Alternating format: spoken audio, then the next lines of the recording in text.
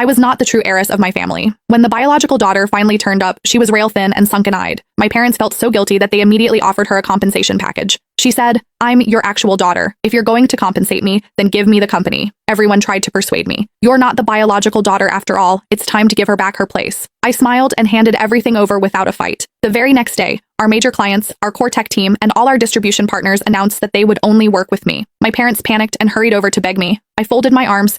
"Go ask your biological daughter to come and beg for my help herself." After being brought back, Lily and Roy just stood timidly in the middle of the living room. It was on that day that I finished closing the MC deal. On the drive home, my assistant, May Cannon, told me that the Roy family had found their biological daughter. My heart thumped wildly for a moment. Then it settled. I thought, since she's back, then she'll be taken care of. The Roy family isn't exactly short on money. However, when I walked in looking polished, confident, and at the top of my game, all the fear she had been wearing melted into pure jealousy. "If you want me to come back and take my place in this family, fine. But she's had my life long enough. It's time she gives it back. I don't want anything else but the company." I smiled. "I've managed the family business for 10 years. Are you sure you can handle it?" The disdain in my tone was obvious. Lillian's face flushed red. "I can learn. If I had grown up here too, I wouldn't be any worse than you." The relatives chimed in. "Max, just give it to her. She's the biological daughter after all." Hearing that, I looked at my parents. My father, Jack Roy, spoke with difficulty. "Max, we owe her. Lily has had a very hard life all these years." My mother, Lauren Roy, held Lillian and cried uncontrollably. "Those traffickers forced her to marry an old man. If we hadn't found her, Lily would already—" "Max, just agree. I won't treat you unfairly." I looked at them and smiled.